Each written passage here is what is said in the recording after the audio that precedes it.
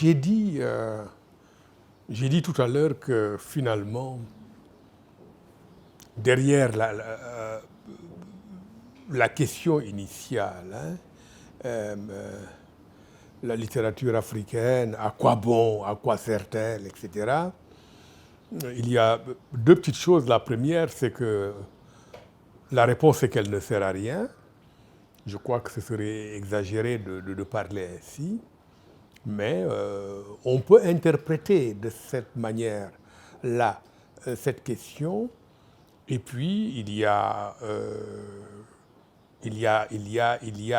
quelque chose d'autre, c'est que finalement, cette littérature, peut-être qu'elle n'existe pas.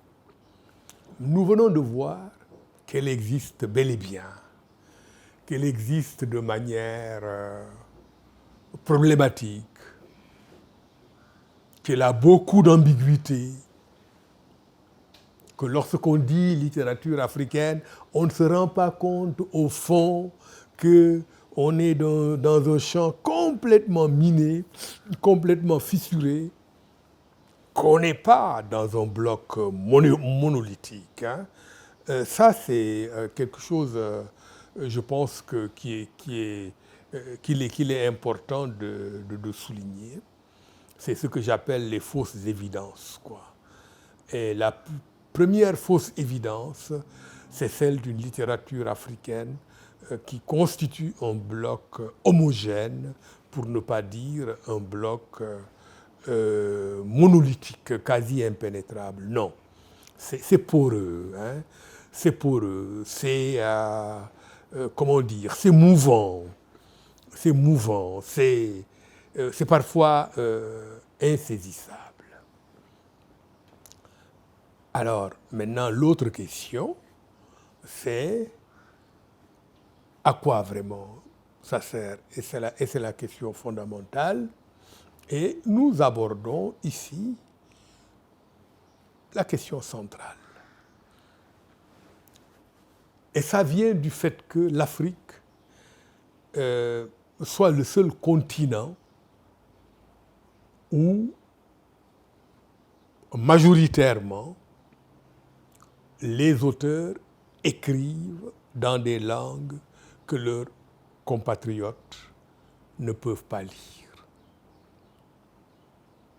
La première chose, c'est cette idée que on ne peut parler de littérature africaine qu'en rapport avec les langues occidentales.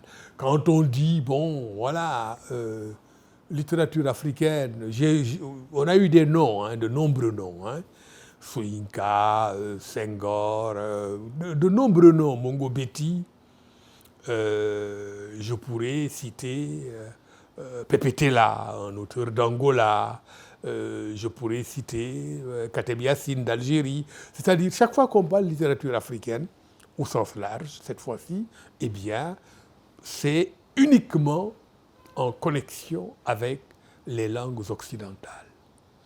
C'est cette idée implicite, parce que personne n'ose vraiment la formuler clairement, cette idée que nos langues africaines ne peuvent pas être porteurs de littérature,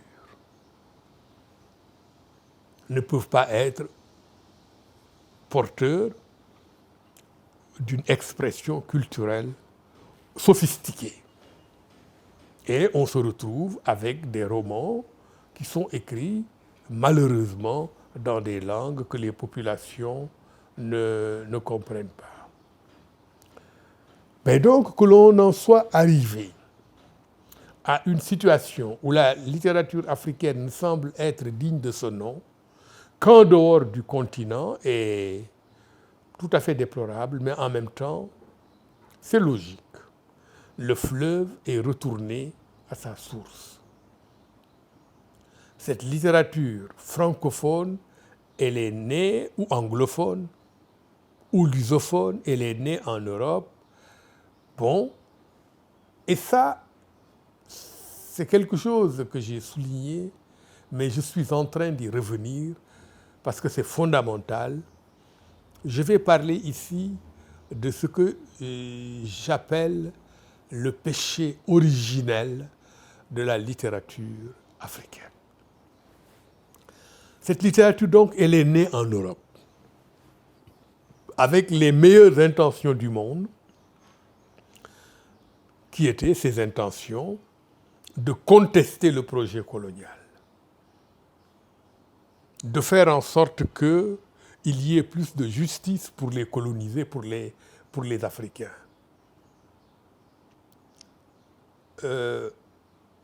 Cette littérature, elle a été supportée en Europe par les milieux de gauche, par les milieux progressistes. Mais bon, parfois, il y a eu des gouverneurs un peu paternalistes qui ont encouragé les Africains à écrire. Alors, dressons le portrait de cet écrivain africain des origines, francophone. Il se voulait avant tout justicier. Et il s'est mis à écrire non en direction de son peuple. En fait, il s'est mis à écrire pour son peuple. Et donc, ce faisant, il s'adressait aux colonisateurs. Donc, il y a eu là un tête-à-tête, dès l'origine, avec l'oppresseur colonial. Je suis écrivain, je ne parle pas à mon peuple, non pas parce que je le méprise, mais je parle aux colonisateurs parce que j'ai envie qu'ils m'entendent.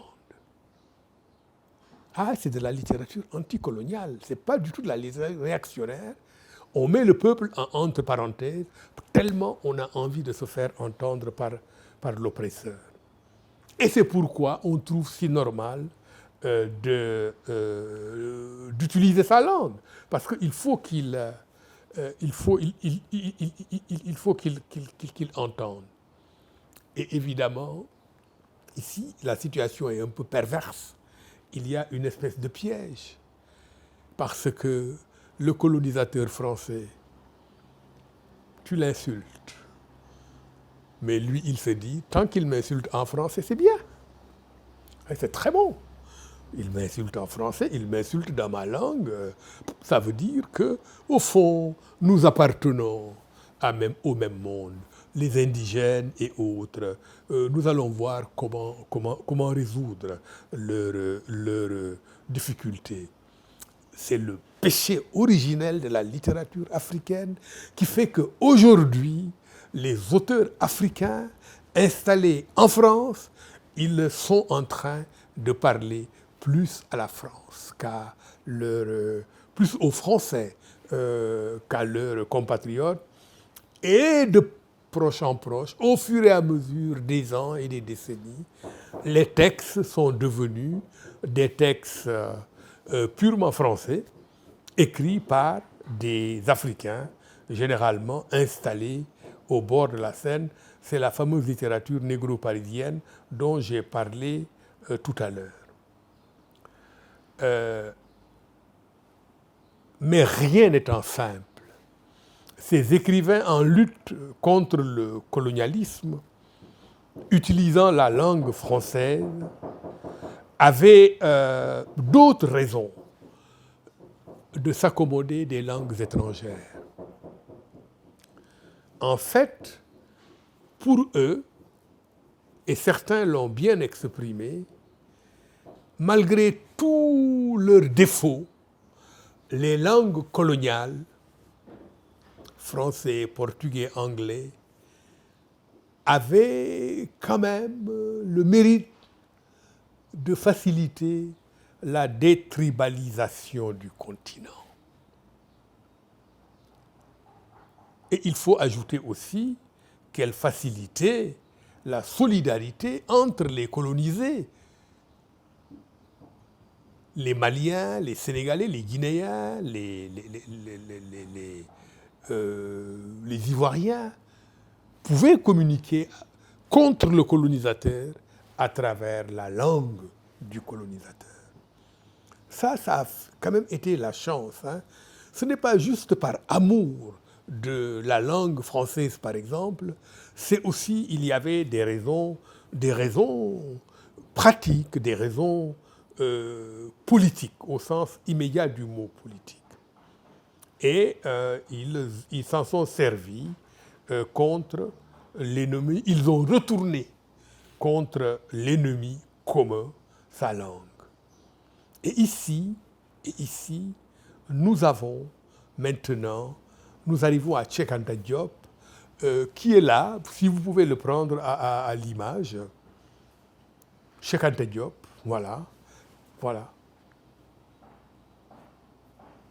Que vous voyez, donc ici, nous arrivons à Cheikh Anta Diop, que vous voyez à l'image.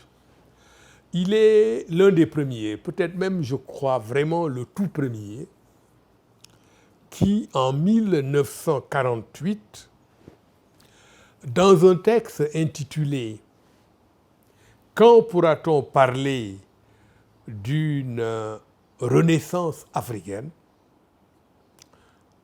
souligne l'incongruité pour un auteur africain de s'adresser à ses compatriotes dans une langue étrangère. C'est aussi simple que ça. Diop, qui est très jeune à l'époque, il n'a que 25 ans, hein, quand il publie dans le Musée vivant ce texte-là. Parce qu'il s'agit ici d'un article et pas d'un livre. Hein. Il le publie et il a, évidemment, c'est difficile, il ne peut pas être entendu. Les Africains, oui, à l'époque, surtout, vraiment, ils pensaient que les langues coloniales ne posaient pas problème, quoi. Voilà. Et Cher qui leur disait, non, les langues coloniales vous conduisent à l'impasse. En 1954, Cheikh Anta Diop revient sur le sujet dans son ouvrage majeur, 1954, à présence africaine, c'est bon de le noter, intitulé « Nation nègre et culture ». Les réactions à ce livre sont à la fois admiratives, parce que c'est un ouvrage spectaculaire et audacieux, admirative et prudente. Aimé Césaire, par exemple, décrit le livre de Cheikh Anta Diop comme l'ouvrage le plus audacieux qu'un nègre ait jamais écrit et qui comptera, à n'en pas douter, dans le réveil des peuples africains.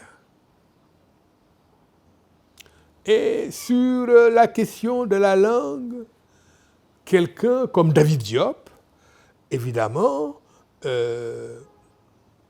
dit quelque chose de très important, je le cite, « Certes, écrit-il, l'auteur de Coup de pilon, hein, mort très jeune dans un accident d'avion au large de Dakar, certes, écrit David Diop,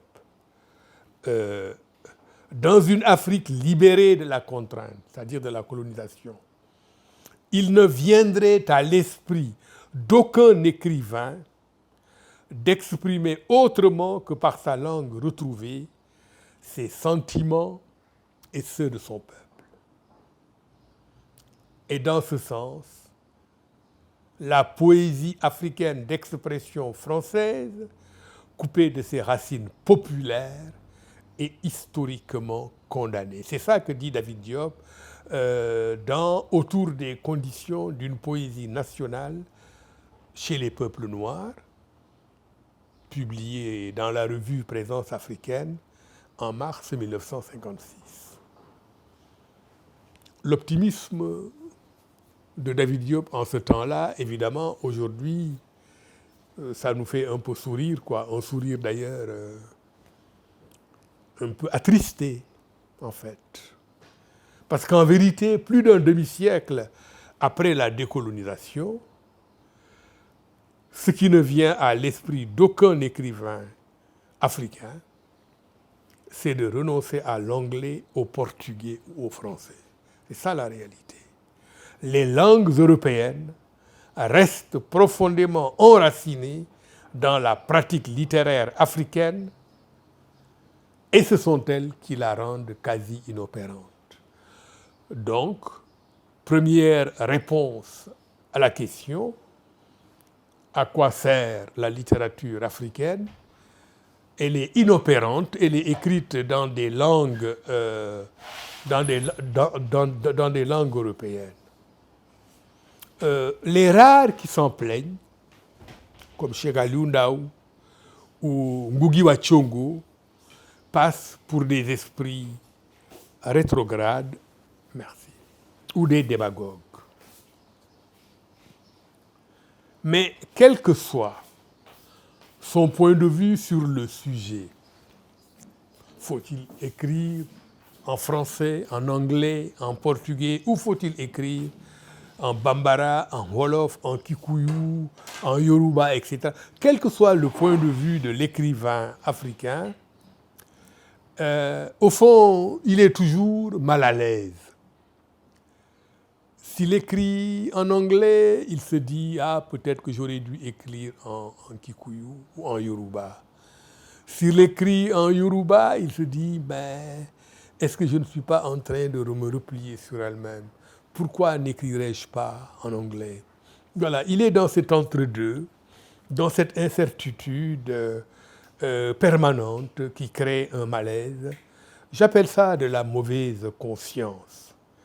Et cette mauvaise conscience, en réalité linguistique, elle s'est avérée structurante. Je veux dire par là que ça intègre les cadres mentaux de l'écrivain. Et c'est à ce point que, par exemple, dans le monde francophone, toutes les révolutions romanesques ont dérivé de cette difficulté. Les révolutions romanesques, ça a été essentiellement des révolutions d'ordre formel. Parce que le texte boitille dans cet entre-deux-là, entre le wolof et le français, eh bien, entre le malinké et le français, chez Nkrumah, eh bien, que fait Nkrumah? Il écrit des textes où sa révolution littéraire, ça consiste à mettre ensemble, à métisser le malinké et la langue française. Et ça devient un projet d'écriture. Et pour reprendre le mot de Jean-Paul Sartre dans Orphée noire, il s'agit de faire dégorger, entre guillemets, ces deux mots sont de Sartre, les mots français de leur blancheur. Sartre parle aussi toujours dans Orphée noire, de défrancisation du français, avec ces auteurs-là. Et c'est le modèle Nkrumah, qui est l'exemple vraiment achevé de cette manœuvre de contournement consistant à ne choisir finalement ni le français ni le malinké, à écrire en malinké, mais avec un vocabulaire français puisé dans le Larousse ou le Petit Robert. La question linguistique est si omniprésente en littérature africaine qu'elle mériterait un examen en profondeur spécifique, auquel, nous n'aurons pas malheureusement dans le cadre de cet échange aujourd'hui de procéder. Qu'il suffise ici de faire un constat tout simple. Vraiment, il faut avoir cela à l'esprit. L'Afrique est le seul continent où les poètes, romanciers et dramaturges s'expriment dans une langue incomprise de l'immense majorité de leurs concitoyens. Il s'agit certes là d'une situation imposée par l'histoire, mais cela ne la rend pas moins absurde ni moins choquante.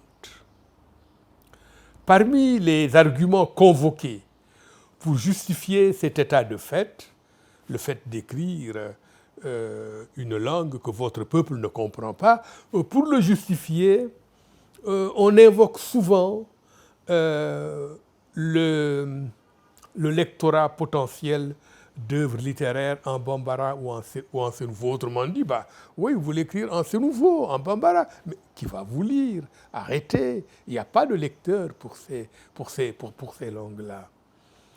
Ma réponse à cette objection est qu'aucune grande littérature n'a pu compter à sa naissance sur un public acquis d'avance. Bien au contraire, il lui a fallu créer ce public au forceps.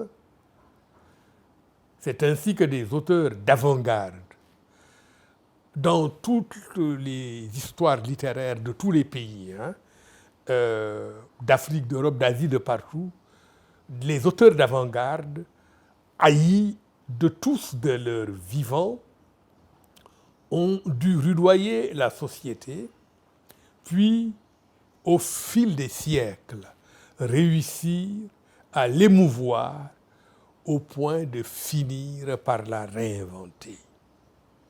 Autrement dit, ce sont les écrivains qui enfantent le lecteur et non l'inverse. L'auteur n'attend pas des lecteurs, il les crée en sautant dans le vide.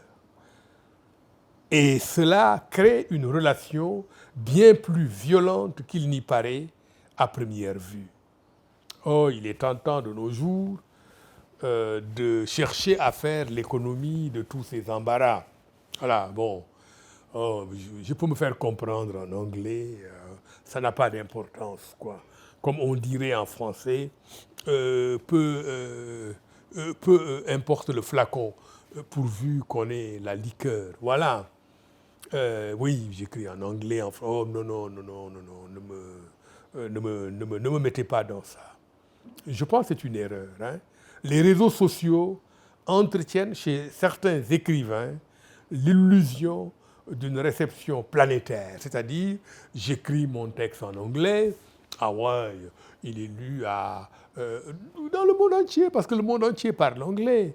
Il est lu à Delhi, il est lu même à Bahia au Brésil, il est lu évidemment à Lagos, à Londres, à New York, ouais, réception planétaire. Alors qu'en fait, la véritable réception d'un texte littéraire digne de ce nom, ça ne se joue pas sur la durée. Ici, nous parlons de réception immédiate. C'est-à-dire, le livre est publié, on en parle sur les téléplateaux de télé, il y a des débats, les libraires font bien leur travail, l'ouvrage est acheté, mais en fait, il est aussitôt oublié, disons-nous la vérité. Alors que l'ambition d'un véritable auteur, c'est d'être là pendant les siècles des siècles. Et donc, quand on parle de grande littérature, dire que oui, je vais être vendu pendant 3 mois, pendant 6 mois, ça me suffit, je pense que cela relève d'un manque d'ambition notoire. Et puis, au fond, il y a la logique de la réception du texte et la logique de la production du texte. Ce qui est important, selon moi, ce n'est pas où va le texte, qui va le lire, mais d'où vient le texte. Vient-il des profondeurs de l'écrivain? Et ça, je crois qu'il faut avoir la force de caractère de dire je vais écrire mon texte, personne ne va le lire, il va être authentique parce qu'il va venir des profondeurs de moi-même. Et pourquoi pas des profondeurs de mon peuple. Beaucoup s'étonnent que j'écrive en wolof, qui est une langue exclusivement parlée au Sénégal. Alors, au même, je poserai la question. Pourquoi ne demande pas aux Grecs? Pourquoi ils écrivent en grec? Parce que personne ne parle cette langue en dehors de la Grèce. Et les Grecs sont moins nombreux, soit dit au passage, que les Sénégalais. Hein. Pourquoi on ne pose pas la même question aux Albanais, aux Hongrois? Pourquoi auraient-ils le droit d'écrire dans leur langue que seuls parlent et connaissent? Mais pourquoi pas? Et les africaneurs d'Africains, ça c'est le meilleur exemple d'Afrique du Sud. Eux aussi, ils peuvent écrire en africaneur, quoi. Mais les Zoulous n'ont pas le droit, les Kikuyus n'ont pas le droit, les Mbaye du Tchad n'ont pas le droit. Je ne comprends pas tellement ça. C'est vraiment un argument d'une insoutenable légèreté. Nous avons créé, des amis et moi, la collection Tcheitou, qui traduit en Wolof les chefs-d'œuvre de la littérature universelle. Et ça montre quoi? Ça montre qu'à la différence des êtres humains, toutes les langues se parlent entre elles et qu'aucune ne prétend réduire les autres au silence. J'ai parlé il y a un moment de Kafka et j'ai parlé de Dostoïevski. Comment est-ce que j'ai fait pour les lire? Je ne comprends ni le russe ni l'allemand. Mais je les ai lus en traduction. Pourquoi une littérature africaine écrite dans les langues africaines, c'est-à-dire une littérature africaine authentique, eh bien, n'arriverait pas au monde par le biais de la traduction? C'est très intéressant parce que j'ai traduit moi-même Domigolo, mon premier roman en Wolof, je l'ai traduit en français, sous le titre Les Petits de la Gonon. D'ailleurs, il existe en espagnol, sous le titre traduit par le frère de mon très cher Lozano, Antonio, il existe sous le titre El Libro de los Secretos. Et ça a été traduit, c'est en train d'être traduit en italien, ça a été traduit en anglais, ça existe en français. Je suis en train de traduire en français mon deuxième roman, Bamelu Koch Barma. Il y a une autre traduction du même roman en cours en anglais. L'Université de Yale est en train de négocier avec nous les droits pour la traduction anglaise de mon tout dernier roman en Wolof, Malanum Lendum, mais vraiment, en fait, oui, mais je fais voyager la langue Wolof, mais à travers le monde. Et n'importe qui peut faire vraiment mieux que moi. Évidemment, tout le monde serait plus à l'aise, hein, il faut aussi l'ajouter, si le paysage linguistique africain ne donnait pas l'impression d'être si craquelé. Cependant, oui, il y a beaucoup de langues en Afrique et certains en profitent pour dire « mais avec toutes ces langues, comment vous allez vous en sortir ?» Ça aussi, je crois qu'on exagère beaucoup, mais nous n'aurons pas le temps de le développer. Si les langues coloniales font échapper à cette sorte de prison existentielle que sont les mots de la tribu, c'est-à-dire les langues du pays, c'est au prix d'une radicale amnésie. On en revient ici à la fameuse question de la grande royale dans l'aventure ambiguë. Que dit ce personnage important dans le roman de Cheikh Hamidou Kane? Elle dit, parce qu'on veut introduire l'école étrangère, elle dit, mais est-ce que ce que les jeunes vont apprendre à l'école étrangère va valoir ce qu'ils vont y oublier? On va à l'école occidentale pour apprendre, mais attention, on y va aussi pour oublier qui on est. Et c'est ça, la radicale amnésie dont je parle. toutefois, l'idée même que les écrivains africains ne peuvent communiquer entre eux et avec le reste du monde qu'au moyen des langues de leurs anciens maîtres, cette idée-là, qu'on le veuille ou non, ça fait froid dans le dos. Cela veut-il dire que plus d'un demi-siècle après la fin de la colonisation, nos écrivains ne peuvent espérer se libérer de l'emprise mentale de la colonisation que par un surcroît d'aliénation, c'est-à-dire en étant encore plus aliénés qu'à l'époque coloniale. Un tel paradoxe, mais me direz-vous, que de paradoxe, c'est un paradoxe de plus, quoi, n'a pas échappé à certains éminents penseurs africains. Cheikh Anta Diop a toujours souhaité que l'Égyptien ancien soit la base des humanités négro-africaines.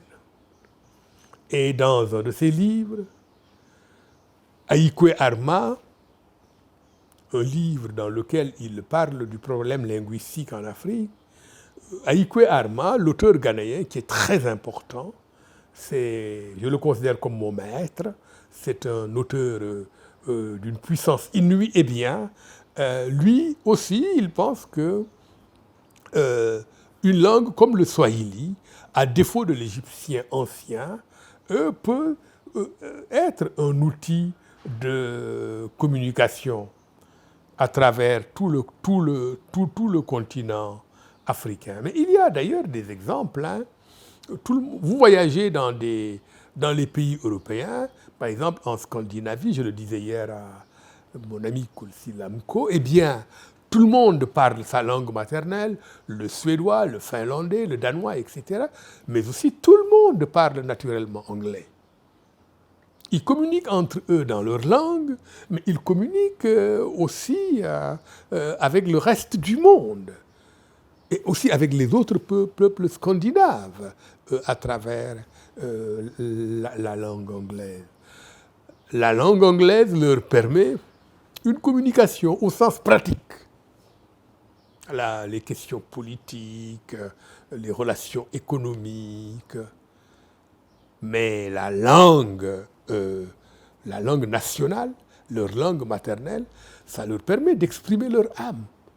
Et c'est ce que dit Ngugi wa Thiong'o dans son ouvrage Decolonizing the Mind, qui a été traduit en français sous le titre Décoloniser l'esprit.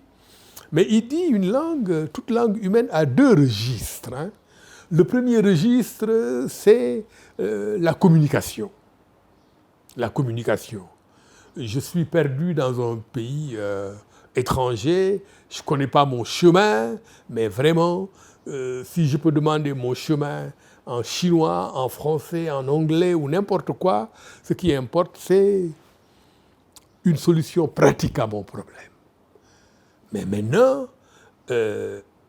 en tant qu'outil pratique, la langue existe, mais elle existe aussi dans le sens où elle reflète l'âme et la culture d'un peuple. Donc, Ngugi développe ça très très bien et vraiment je pense que c'est fondamental, c'est quelque chose qu'il faut... déjà en juin 1985, hein, Wole Soyinka, il faisait exactement la même suggestion. Le Nigérian Wole Soyinka, prix Nobel de littérature, il faisait exactement la même suggestion qu'Aïkwe Arma dans un ouvrage de Jane Wilkinson, un ouvrage d'entretien intitulé Talking with African Writers. Elle a interviewé pratiquement tous les auteurs anglophones du Kenya, de Tanzanie, du Nigeria, chinois de Chébé, etc. Tous. Hein. Eh bien, dans cet entretien avec Jane Wilkinson, après avoir malicieusement souligné à quel point les auteurs francophones, c'est Soyinka qui parle, hein, qui se moquent de nous, à quel point les auteurs francophones restent amoureux de la langue française, notez-le, il fait une observation de taille, tout de même. Il dit que les anglophones, eux, en fait, l'anglais, en quelque sorte, ils s'en moquent. Ils ne sont pas amoureux de la langue anglaise. Et voici, ici, je le cite, ce sont ces mots. Soyinka dit, comme moi, beaucoup d'anglophones ne supportent pas l'idée d'exprimer leurs sentiments profonds dans une langue étrangère. Sentiments profonds dans une langue étrangère et pis encore dans la langue du conquérant. Et il continue, c'est là un ressentiment légitime que j'ai souvent perçu chez les Anglais, par exemple, à l'égard du latin et du français. Soyinka tient toutefois à mettre en garde contre un remède qui serait pire que le mal. Et ici, nous abordons une question extrêmement sensible, délicate et néanmoins très importante. Que dit Soyinka dans cet entretien de Talking with African Writers avec Jane Wilkinson? Il dit, au Nigeria, si on essaie d'imposer l'une quelconque des principales langues du pays, il y aura une autre guerre civile. Cela est clair. Et il poursuit, je ne veux pas d'une autre guerre civile dans mon pays. Ici, au fond, c'est la fragilité des États-nations que souligne Soyinka. Beaucoup de pays africains, en fait, il faut leur faire cette justice. Il ne faut pas être, comment dire, injuste dans la critique. Beaucoup de pays africains savent très bien, de dirigeants africains, même parfois les plus réactionnaires, ils savent très bien que les langues étrangères ne sont pas une solution. Ils savent très bien que pour l'économie, pour toutes sortes de raisons, et même pour la fierté nationale, il faudrait utiliser nos langues africaines, mais ils ont peur. Ils se disent, nos sociétés sont fragiles, il y a des conflits. Est-ce que, c'est ce que dit Soyinka, est-ce que si on prend une langue, on ne va pas faire exploser nos sociétés? Et alors, il considère que malgré leurs limites, les langues étrangères constituent un pis-aller. Ce n'est vraiment pas ce qu'il y a de mieux, mais enfin, peut-être qu'il est plus prudent de ne pas mettre le doigt dans ce qui peut faire voler en éclats nos sociétés.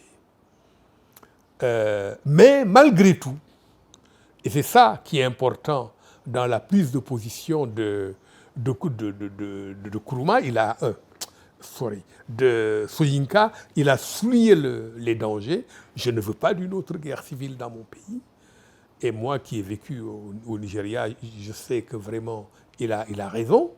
Il dit, maintenant, ce qu'il faut, c'est un acte, c'est Soyinka qui le dit, c'est un acte de volonté politique qui ferait du Swahili une langue qui est non tribale et qui est largement déterritorialisée, la langue africaine de référence.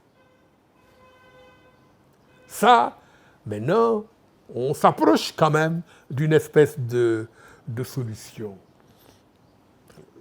C'est ce que, en fait, tous y reprennent quand même les propositions de Cheikh Anta Diop dans Civilisation ou Barbarie. Voilà, oui, c'est ça, quoi. Donc, c'est la langue africaine de référence. Est-il nécessaire de le préciser? Le Swahili ne se substituerait pas aux langues nationales africaines, il les libérerait au contraire en leur offrant une ouverture sur l'Afrique et sur le monde. Il y a la nécessité de communiquer avec le monde. On n'est pas prisonnier dans notre continent. Cheikh Anta l'a souligné, Cheikh Anta Diop, et il a toujours dit que vraiment l'idéal pour que les Africains communiquent entre eux, mais aussi avec le reste du monde, l'idéal, c'est que cela soit fait dans une langue africaine. Et il propose le Swahili. Et donc, peut-être que du chemin est en train d'être fait vers la résolution de ce problème difficile. Eh bien, tout cela, nous nous approchons de la conclusion maintenant, tout cela renvoie à une seule et même question, la question existentielle par excellence: pour qui l'auteur africain écrit-il? Si on répond à cette question, on sait si la littérature africaine sert à quelque chose ou pas.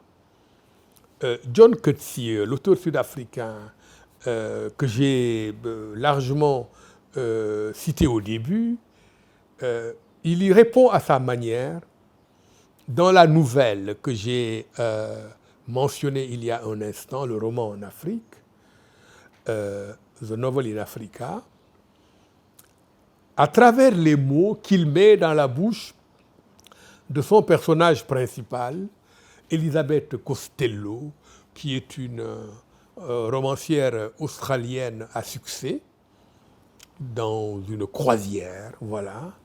Et Elizabeth Costello, donc Coetzee, il dit que la question linguistique en Afrique, ça se ramène à la question de l'authenticité de la littérature africaine, c'est-à-dire de sa valeur en tant que littérature. Eh bien, voici ce que dit le personnage de John Coetzee. Elle dit, et elle s'adresse au Nigérian Emmanuel Edougou, qu'elle déteste, parce qu'ils ont eu une petite aventure, voilà, ils ont passé la nuit ensemble, et puis le gars, bon ben voilà, pour le type c'était fini, pour l'auteur nigérian, et c'est ce que raconte Coetzee. Elisabeth Costello, elle en garde une certaine rancœur. Et le jugement qu'elle émet sur l'Afrique, tout en étant un jugement vrai, porte la marque de cette rancœur à l'égard de l'écrivain nigérian Emmanuel Edougou. Elle lui dit ceci. Vraiment, pour moi, c'est une phrase fondamentale, une des phrases qui fait que j'ai un respect immense pour John Coetzee, sans jamais être d'accord avec lui d'ailleurs, sur beaucoup d'autres choses, l'apartheid et tout le reste. Elle dit « Le roman anglais est avant tout écrit par les Anglais pour les Anglais. C'est son essence même. C'est ce qui fait que l'on parle du roman anglais. Le roman russe, de même, est écrit par les auteurs russes pour leurs compatriotes. Mais le roman africain, lui, bien qu'écrit par des Africains, ne s'adresse pas aux Africains. Oh certes, les romanciers africains parlent de l'Afrique, décrivent des expériences africaines, mais j'ai l'impression, c'est toujours elle qui parle, mais j'ai l'impression qu'ils sentent tout le temps par-dessus leur épaule le regard des étrangers en train de lire leur texte. Et elle poursuit. Que cela leur plaise ou non, ils se sont résignés au rôle d'interprètes. Ils expliquent l'Afrique. Or, comment un romancier peut-il explorer un univers humain dans toute sa profondeur s'il lui faut mobiliser autant d'énergie pour l'expliquer à des étrangers? Fin de citation. Mais quelle magnifique réflexion finalement. Tout notre problème est là. Au fond, la question de la langue, c'est pas juste une question ouais, politique, je suis fier d'utiliser ma langue. Non, la question de la langue, en fait, au fond, c'est la question, ça pose la question de la valeur même de notre littérature, quoi. Pourquoi nos textes sont si maladroits? Pourquoi ils sont si faibles? Pourquoi? Toutes ces questions, ce sont, je pense, véritablement des problèmes qui doivent interpeller les écrivains. Et donc, franchement, je trouve que cette remarque est importante. Bon, le jugement de Coetzee, parce que finalement, Elisabeth Costello, c'est Coetzee. Ça montre que Coetzee parle de la littérature africaine tout à fait du dehors. Bon, il y a quand même des auteurs. Je pense qu'il faut mettre un bémol malgré tout le bien que je viens d'en dire.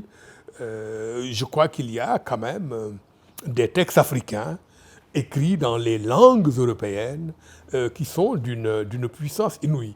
Même si ce qu'il dit est vrai dans l'ensemble, je crois que vraiment, l'âge d'or n'est pas pour demain, de Haï Kouarma, j'ai rarement lu, ainsi que d'autres livres de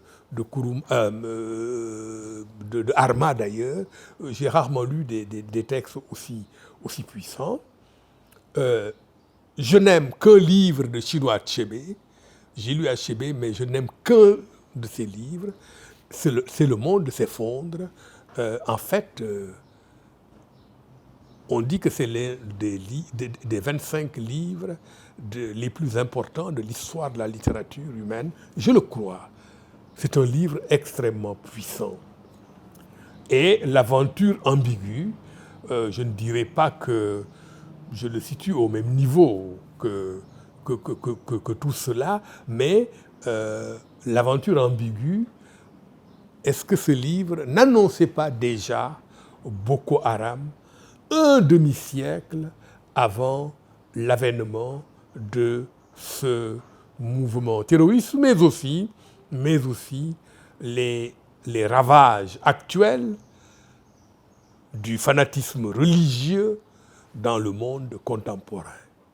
Donc oui, on a vraiment, voilà, je crois que c'était important à travers ces textes. Il y en a d'autres, mais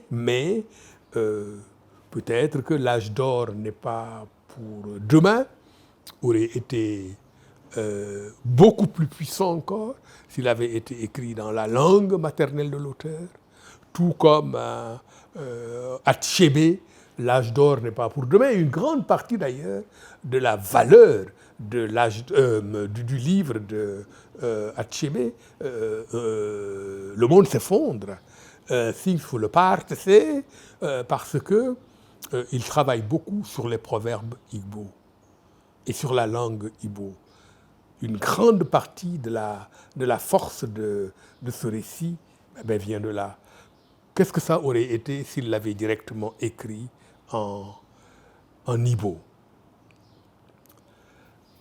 Cela dit, il faut bien déplorer avec Coetzee la gaucherie et les complaisances folkloriques, qui sont comme le vice de fabrication de tant d'œuvres littéraires africaines. Mais l'important, c'est que l'auteur sud-africain souligne implicitement l'urgence de combler le fossé entre langue et littérature sur le continent africain, ce fossé sans lequel la vanité de l'écriture en Afrique n'aurait pas paru si évidente à William Sassine, au point qu'ils disent être un écrivain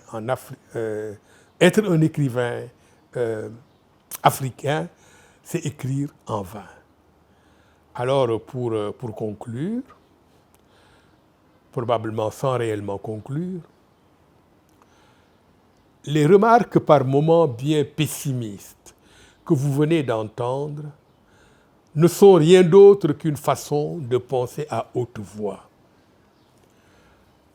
La littérature africaine ressemble si peu à ce qu'elle prétend être qu'il est bien normal de la soumettre de temps en temps à la question, au besoin avec une certaine brutalité. Rien ne devrait être tabou. Serait-ce, par exemple, bien grave que cette littérature ne puisse même pas exister? Après tout, on s'aperçoit vite, en s'essayant au même travail de repérage sur l'Asie ou l'Europe, que l'on ne saurait y avoir affaire à un univers littéraire asiatique ou européen compact, cohérent et analysable en tant que tel. Reste que, comme chacun sait, comparaison n'est pas raison. Qu'on la nomme à l'instar d'un Ngugi, afro-européenne ou subsaharienne, ou encore négro-africaine, cette littérature en langues étrangères a été, dans des conditions difficiles, imposée par l'histoire, une formidable arme de libération. En lisant de nouveaux textes et en constatant la révolution romanesque en cours dans un pays comme le Nigeria, avec de jeunes auteurs tels que Chimamanda et Teju Cole, on a la certitude que la littérature africaine en langues européennes a de beaux jours devant elle. Pourtant, il est tout aussi évident qu'elle devra désormais accepter la concurrence, cela est important ce que je vais dire, qu'elle devra accepter la concurrence d'une expression littéraire en langues africaines, une concurrence de plus en plus forte, même dans l'espace francophone. Je vous parle à partir de la maison d'édition que j'ai fondée, qui s'appelle Edjo, et qui est simplement l'une, d'ailleurs la plus nouvelle, la plus récente, l'une des maisons d'édition en langue nationale, ici au Sénégal. Alors, entre le français ou le wolof, par exemple, l'anglais ou le kikuyu, à quelle langue reviendra au propre comme au figuré le dernier mot, le mot de la fin? L'avenir le dira, mais je suis convaincu que nous ne sommes pas condamnés à écrire jusqu'à la fin des temps, oh comme ce serait triste, dans la langue de nos anciens colonisateurs. Pour finir, vraiment, je veux mentionner un phénomène d'autant plus important que je m'adresse à des Espagnols. C'est toujours par rapport à la question de la langue, ça doit être aussi étudié, ce qu'on peut appeler la littérature de la migration.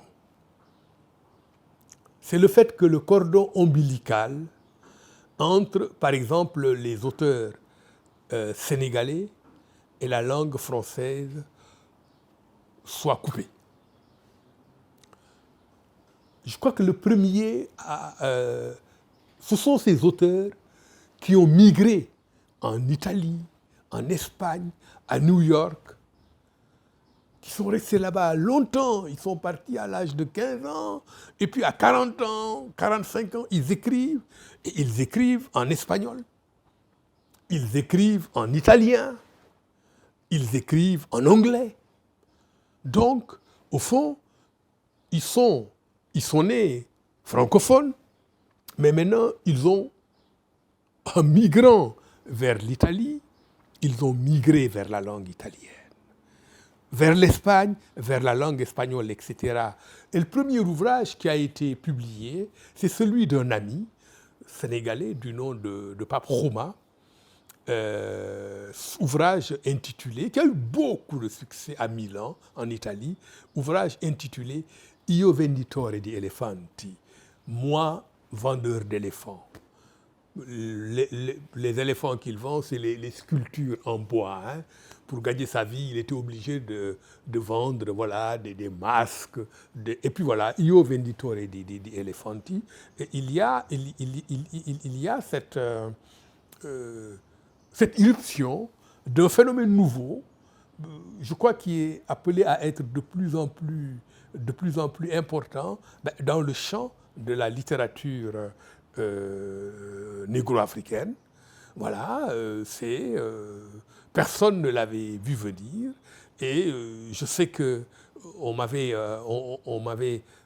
l'Antonio Lozano m'avait parlé à l'époque d'auteurs africains écrivant en espagnol, mais le phénomène est très marqué en Italie, puisque après Pape Roma, d'autres auteurs sont venus, écrivant, par exemple, Gabriela Germondi, que je connais elle aussi, éthiopienne, écrivant directement, des Togolais écrivant en italien. Il y a un corpus littéraire important, et j'ai même une amie, Anna Frabetti, qui travaille très très sérieusement là-dessus. Il y a une revue qui a existé, peut-être qu'elle n'existe plus, autour de cette littérature, autour de ces auteurs-là en Italie. Ça s'appelle, ou peut-être que ça s'appelait, je n'en entends plus parler, El Ghibli, que je lisais, que je recevais, quoi, voilà. Donc oui, c'est ça. Ça montre que, voilà, quand on parle de littérature africaine, on a vraiment l'impression, voilà, il y a des auteurs qui écrivent en anglais, en français, les radios font des émissions, c'est la littérature africaine. Mais quand on creuse un peu, vraiment, c'est un monde de paradoxes, c'est un monde presque dangereux, à force de toutes ces fausses évidences qui peuvent induire les esprits non préparés à bien des erreurs, à bien des malentendus. Et je vous remercie de votre écoute.